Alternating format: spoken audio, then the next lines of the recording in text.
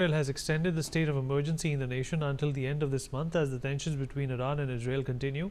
On the other hand, Israeli military eases air raid warning, permits people to leave protected spaces in all areas across the nation. The situation remains tense but under close monitoring by security agencies.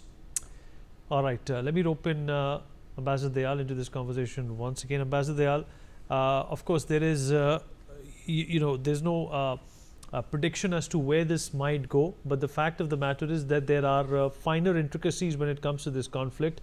The Saudis, of course, going against Iran, China and Russia supporting Iran, the Americans supporting Israel. India, is more or less, going to be going with Israel as well. Where do you see this conflict going, sir? And do you think that there will be diplomacy applied, initiated in the days to come?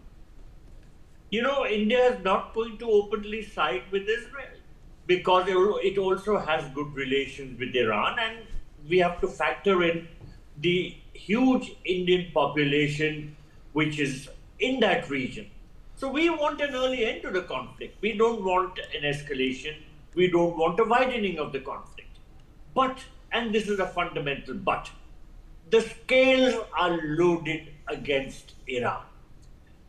Israel, as it is much stronger militarily because it has much higher quality weaponry. And then there is no doubt about the fact, as the other panelists have also said, that the United States stands solidly behind Israel. Now, as it is, there are reports that the US helped to shoot down some of the Iranian missiles which had been launched at Israel. It did so from its warship, which was stationed off the coast of Israel. And President Trump has already said that unless Iran agrees to the nuclear deal, it faces total annihilation.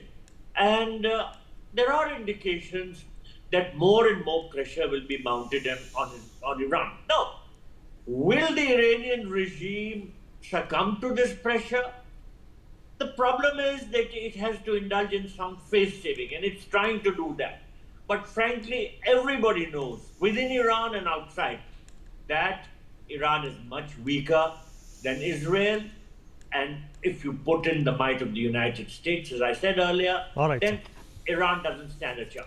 All right, fair enough, sir. We've run out of time. Appreciate everybody who joined us and gave their perspective on this evolving and sensitive situation in the Middle East. We take a short break now. We'll be right back.